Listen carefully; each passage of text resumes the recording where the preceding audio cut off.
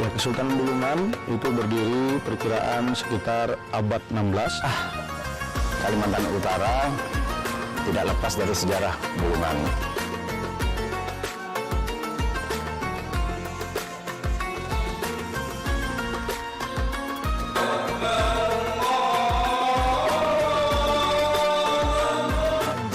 Dia itu kakek kami, ya Sultan yang ke-8.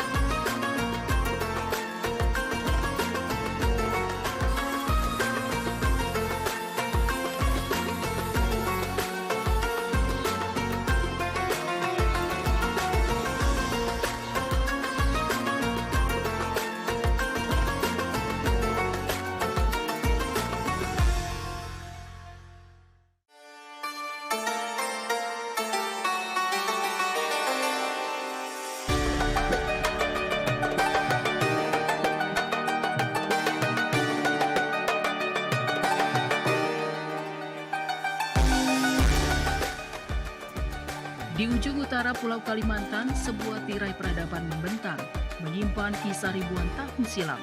Sungai-sungai besar, urat nadi kehidupan bukan sekedar aliran air. Namun saksi bisu perjalanan dakwah Islam di tanah yang kini bernama Kalimantan Utara.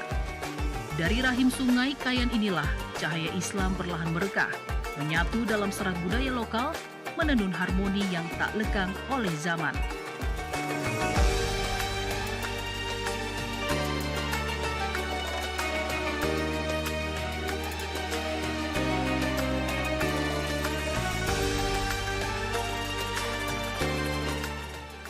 Salah satu simpul penting perjalanan abadi itu adalah Masjid Sultan Kasimuddin, sebuah mercusuar iman yang hingga kini masih bernapas, bernejut bersama nadi masyarakatnya.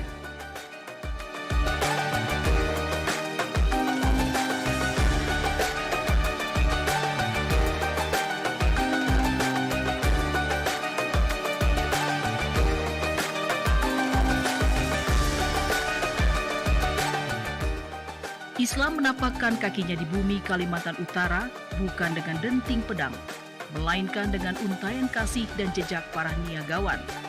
Pedagang-pedagang dari Jazirah Arab, Gujarat dan pelabuhan-pelabuhan Nusantara bagian barat berlabuh di pesisir, menelusuri sungai-sungai besar sebagai pembawa risalah. Dakwah mereka adalah cermin keteladanan, jalinan perkawinan suci, serta interaksi sosial yang merangkul bukan memaksa. Ya, Kesultanan Bulungan itu berdiri perkiraan sekitar abad 16, 1500-an. Itu dimulai dari sebuah komunitas kecil suku Dayak di pedalaman Sungai Kayan yang kita kenal sebagai daerah pedalaman Apokayan. Di sanalah kemudian suku Dayak Kayan ini melakukan migrasi atau perpindahan menuju ke hilir Sungai Kayan dan kemudian berasimilasi dengan peradaban dari Brunei dan kemudian dari Sulu, sehingga membentuk suatu semacam melting pot lah begitu, di mana berdiri suatu komunitas baru yang kita sebut sebagai suku Bulungan.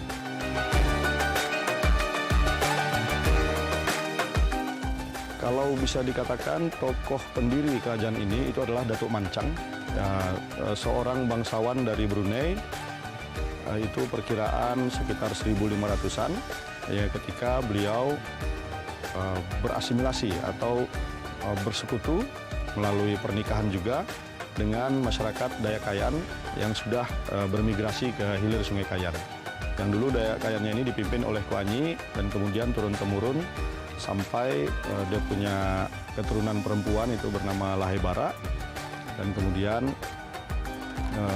dia punya keturunan lagi bernama Kelawai Lumu. Kelawai Lumu inilah yang kemudian menikah dengan Datuk Mancang tadi. Kesultanan Bulungan ini berkembang terutama sekali karena daerah perairan Kalimantan ini adalah perairan perdagangan, dan juga ada beberapa suku lokal yang ada di pesisir. Salah satunya yang besar adalah suku Tidung, dan kemudian ada suku di pedalaman yaitu suku Dayak Kayan dan Segai terutama sekali. Dua suku ini yang pesisir dan pedalaman ini menjadi sekutu utama Kesultanan Bulungan, sehingga Kesultanan Bulungan ini bisa menegakkan supremasinya bersama dengan suku-suku tadi melalui persekutuan politik maupun pernikahan untuk semacam melawanlah dominasi dari kesultanan sekitar seperti Kesultanan Brunei itu sendiri di utara Kalimantan, kemudian Kesultanan Sulu di utara Kalimantan, Kesultanan Banjar di selatan Kalimantan, dan Kesultanan yang ada di Sulawesi di sebelah timurnya.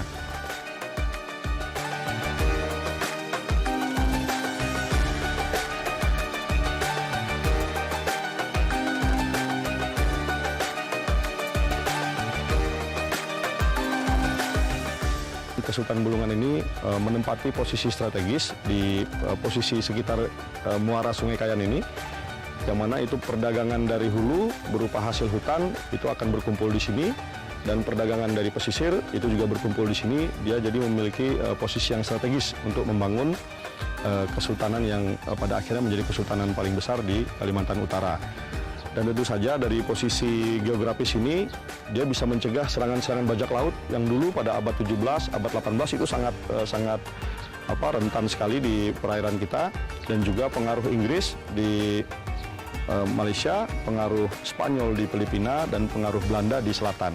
Jadi dia berada di posisi yang benar-benar strategis, sehingga dia bisa membangun kesultanan yang cukup besar. Ada beberapa tokoh di Kesultanan Bulungan yang dari awal sampai akhir itu menjadi tokoh yang populer lah dalam sejarahnya.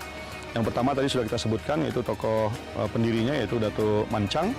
Kemudian melalui sebuah proses panjang muncullah Datuk Rashid dari Sulu yang kemudian meneruskan tradisi kesultanan sampai kemudian menjadi kesultanan yang tadinya hanya bergelar raja atau wira atau pangeran, itu bergelar sultan itu di zamannya Wira Amir atau kita sebut sebagai Amirul Mukminin. Di zaman Wira Amir inilah ada para penyebar agama baik dari Arab maupun yang lokal. Mereka inilah yang kemudian tentu saja mendirikan masjid-masjidnya. Dulu ada masjid utamanya di Seriang. Ada masjid utama di Seriang.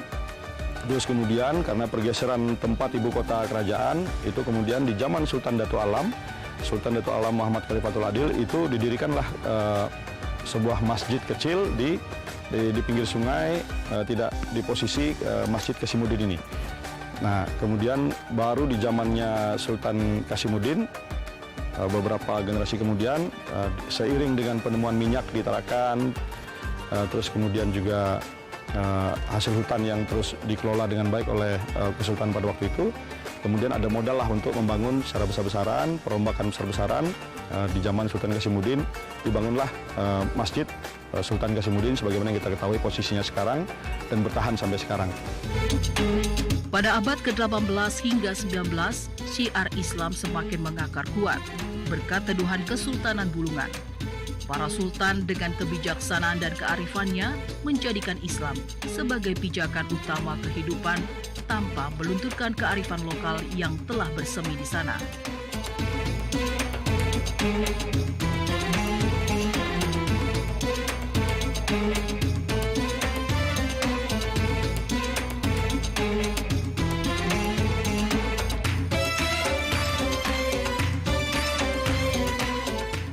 Masjid Sultan Kasimuddin, sebuah mahakarya yang lahir pada abad ke-19, adalah buah karya Sultan Kasimuddin, pemimpin bijaksana dari Kesultanan Bulungan.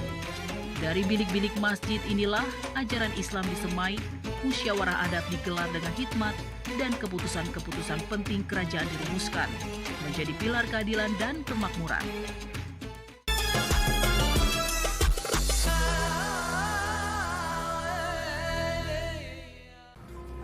Kita sering mendengar kalimat berkah. Apa sih berkah?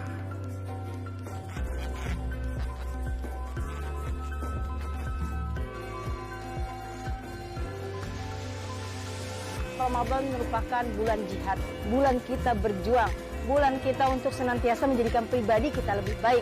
Karenanya Ramadan disebut Syahrut Tarbiyah, bulan pendidikan jiwa.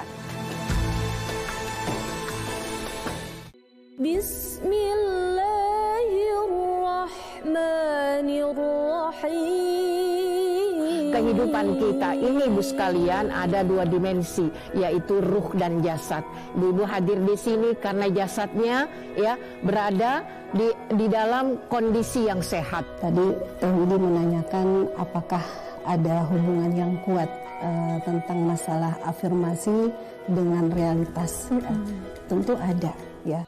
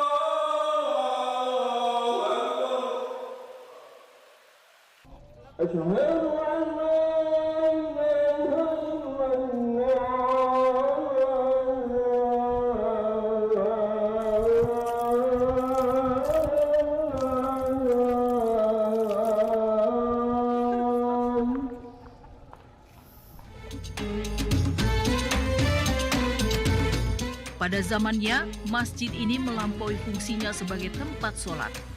Ia adalah madrasah bagi jiwa-jiwa muda, pusat pembinaan akhlak mulia, hingga wadah penyatuan masyarakat Bulungan yang beragam.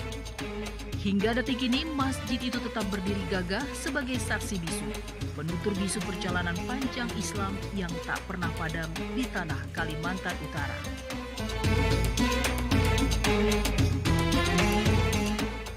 Adapun asal-usul daripada Masjid Sultan Qasimuddin ini tadinya bernama Masjid Jami, Pak.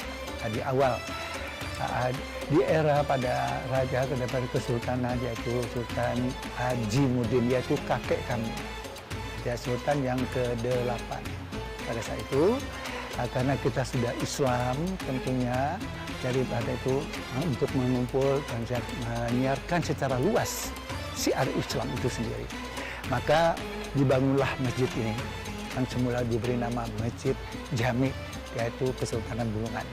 Nah, di sini adapun maksud dan tujuannya tidak lebih dan tidak bukan, pertama sekali untuk menyiarkan syiar Islam itu yang sesuai dengan apa yang diamanatkan oleh Sultan tentunya, dan di mana hal ini juga untuk berkumpulnya masyarakat kita, di mana pada saat itu istana beliau sudah ada, memang istana satu, yaitu Istana Tua. Istana beliau yaitu Istana Sultan Hajimuddin. Nah, di mana pada saat itu beliau punya putra, Mbak. Punya putra ada 3, yaitu bernama satu Sultan Qasimuddin, kedua Sultan yaitu Datuk Tiras Sultan Maulana Muhajaruddin, dan juga yang ketiga Datuk Muhammad. Nah, di sini pada saat itu dulu, di mana masjid ini pada menyongsong di bulan-bulan suci Ramadan, sangat ramai sekali. Sebelum bulan Ramadan itu, Pak, sebulan sebelumnya itu sudah mulai ramai di masjid ini. Ornamen-ornamen daripada masjid ini, pertama sekali kaligrafinya yang bernapaskan Islam. Ya, terus itu sama. Terus kedua adalah tiang penyangga, Pak. Ini tiang penyangga ada yang sekian meter panjangnya, ini 10 meter kalau nggak salah. Ya, 10 meter ini yang penyangga ini ada di sini 4, di belakangnya ini ada sebelah sana 4 sana. Terus jadi ini merupakan, orang dulu kan punya apa namanya, Mbak, ya, kalau membangun sesuatu itu semua punya makna, ya, punya arti. Jadi sehingga hal ini supaya ini tetap naiknya ke atas, Mbak.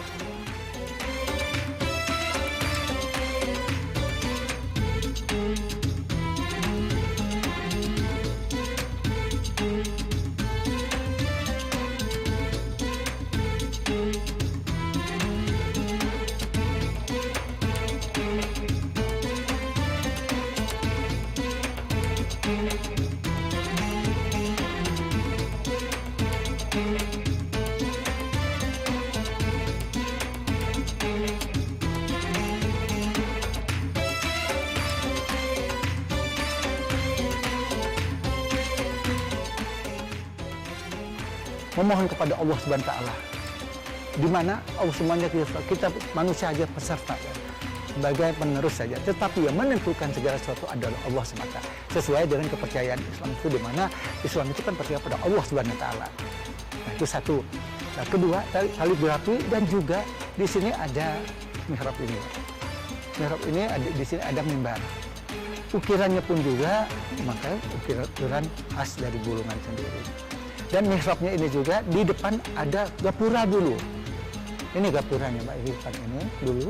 Habis gapura, karena orang belum masuk ke rumah, nah, harus lewati gapura dulu. Di situ kan berikan salam dulu. Nah, setelah salam, berikan salam. Kalau tadi assalamualaikumnya di sana, terus baru masuk melangkah lagi, baru naik kepada rumah, tangga rumah, ya begitu. Nah, jadi sehingga di dalam hal ini semua punya makna, punya arti sebenarnya di dalam membangun. Jadi tidak asal membangun demikian. Nah, terus di belakang masjid ada lagi, di belakang itu adalah makam-makam sultan. Jadi pas di belakang mihrab ini adalah makam-makam sultan.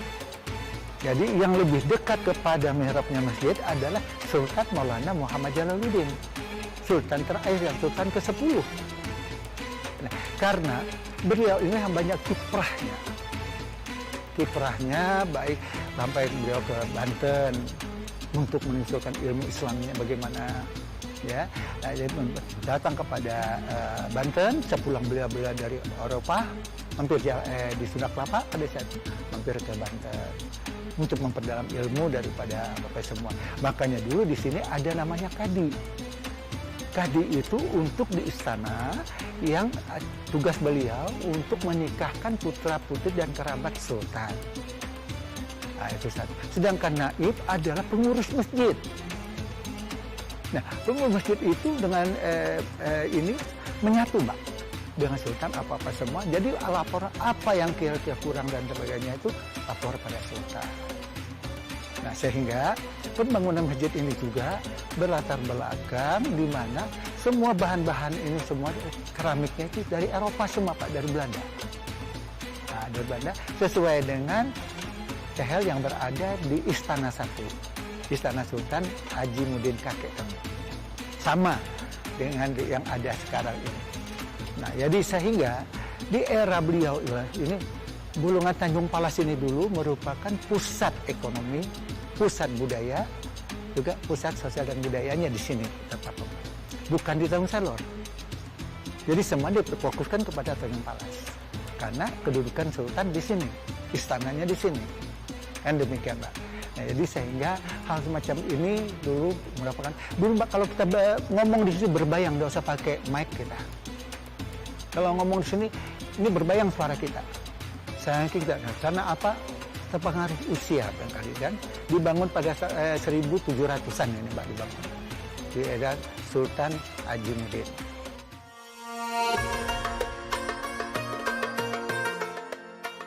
Keunikan Masjid Sultan Kasimuddin terukir dalam perpaduan harmonis arsitektur Islam dan sentuhan budaya lokal.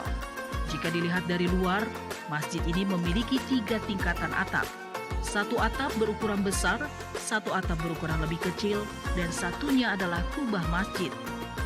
Atap masjid ini terbuat dari kayu ulin yang membuat ruangan masjid menjadi lebih teduh.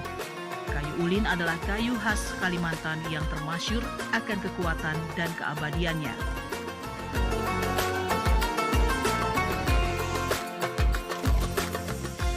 Atap bertingkatnya bukan sekedar hiasan, melainkan simbol spiritual yang mendalam, mengisyaratkan hubungan vertikal manusia dengan Tuhan, horizontal dengan sesama manusia, dan melingkupi alam semesta.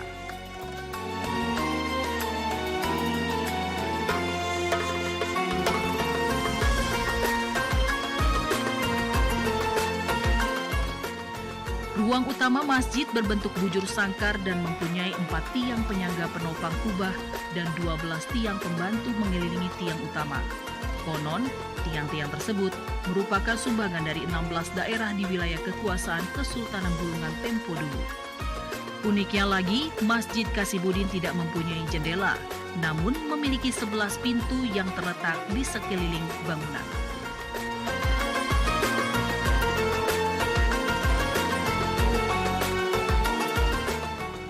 Keunikan lain dari masjid ini adalah penggunaan tegel motif Eropa yang merupakan sumbangan kerajaan Belanda pada Kesultanan Bulungan.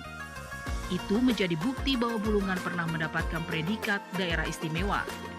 Sultan Kasimuddin wafat pada tahun 1925 dan makamnya ada di bagian barat masjid bersama beberapa anggota kesultanan lainnya. Hingga kini masjid ini tetap menjadi mercusuar spiritual, pusat kegiatan keagamaan yang tak pernah pudar di hati masyarakat Tanjung Palas.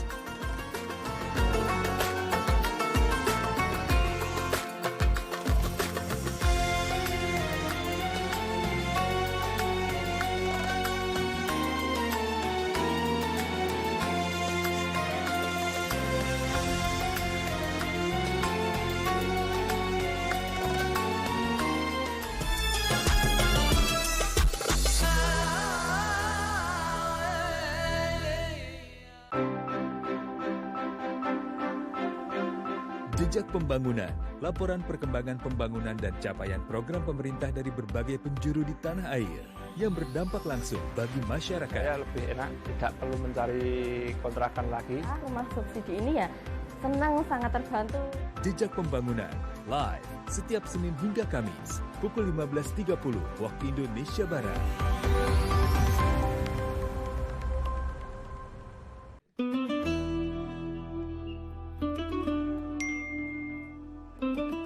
Ali, jam berapa ini? Di kota ini, kami datang dari tempat yang berbeda. Menjalani segala aktivitas dengan beragam tantangan yang harus ditempuh. Semua dilakukan demi menjaga ikhtiar di tiap langkah kehidupan. Tak kala emosi menguasai diri, terkadang hal yang paling kecil lebih sering melukai. Permainan mesin bagus, Nyong. Namun ketika ego menguasai, ingatlah, besarkan hati agar situasi tetap terkendali. Masih kuat kan puasanya? Semangat, Li. Saya mau dulu tangot. Puasa bukan sekadar menahan lapar dan haus, tetapi juga proses pembentukan karakter dan spiritual agar menjadi pribadi yang lebih bertakwa dan berakhlak mulia.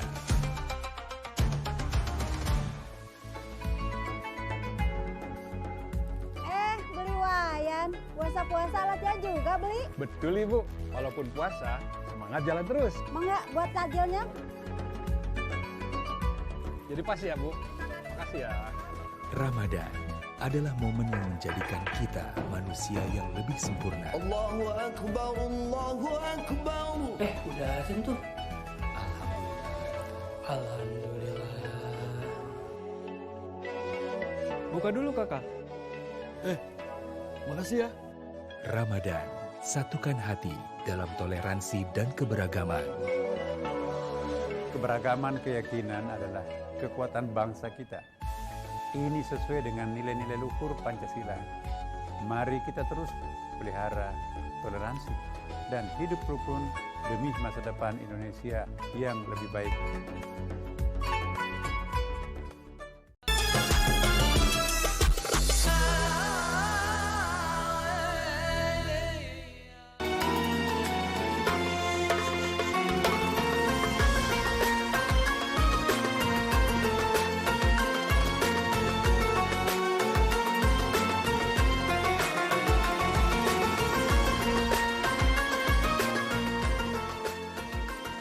Kalimantan Utara adalah kanvas keberagaman, tempat di mana Islam hidup berdampingan, merajut harmoni dengan agama dan kepercayaan lainnya.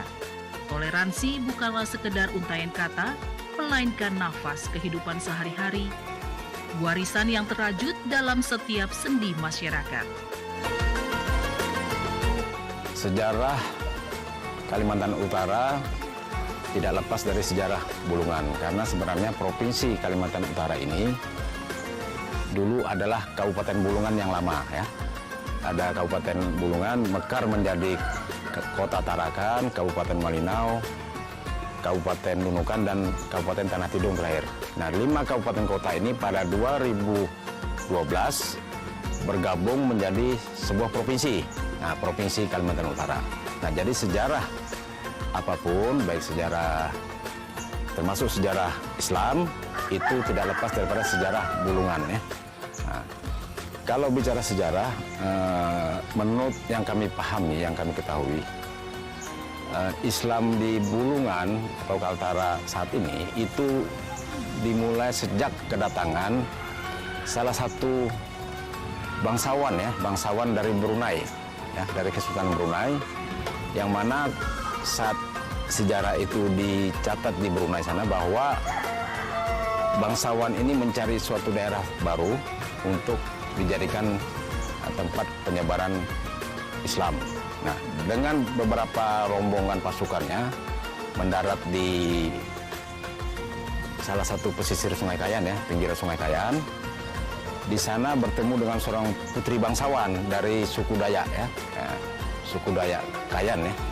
Kemudian dengan persyaratan tertentu akhirnya terjadi pernikahan, dan pernikahan ini sudah dalam catatan kami putri bangsawan tadi sudah masuk Islam. Nah, dari pimpinan dari Kesultanan Brunei tadi ya, itu namanya Datuk Mancang, dan semua pasukannya, rombongan tadi menikahi putri-putri yang ada di yang ada di Bulungan dulu ya, belum ada nama Bulungan. Dari pernikahan inilah muncul keturunan yang namanya suku Bulungan. Itu tahun 1555 ya. Kemudian beranak pinak, berkembang dan sebagainya sampai 200 tahun kemudian. Nah, 200 tahun kemudian ada seorang habaib ya, habib ulama yang dari Demak namanya Syed Abdurrahman Bilfaqih. Itu bertemu dengan pimpinan, waktu itu belum ada ini ya, belum ada pimpinan suku ya, namanya Wira Amir. Nah, Wira Amir ini kemudian bersama-sama dan atas nasihat daripada Habib Abdurrahman Bilfaqih mendirikan Kesultanan Bulungan, Kesultanan Islam ya. Nah, jadi secara formal 200 tahun kemudian barulah ini berdiri Kesultanan Bulungan ini, dan Sultan tadi diberi gelar Amirul Mukminin oleh Syed Abdurrahman Bilfaqih yang juga menjadi mufti ya, atau sekarang ya Menteri Agama atau MUI-nya lah, nah, begitu. Ada seorang habib lagi yang datang ke Bulungan namanya Said Idrus bin Salim Al-Jufri. Nah, inilah cikal bakal pendiri institusi Islam pertama di Kaltara, yaitu pesantren Al-Herat ini yang sekarang kita berada ini. Tradisi gotong royong, saling bahu-membahu dalam perayaan keagamaan, serta menjaga kerukunan adalah permata yang terus dijaga lintas generasi. Dari masa kesultanan yang megah hingga era modern yang dinamis, pesan yang diwariskan tetap sama, tentang iman yang kokoh, kebersamaan yang erat, dan toleransi yang tulus. Hingga kini, Masjid Sultan Kasimuddin tidak hanya menjadi tempat ibadah, tetapi juga simbol kejayaan dan tradisi Kesultanan Bulungan yang terus diwariskan kepada generasi penerus.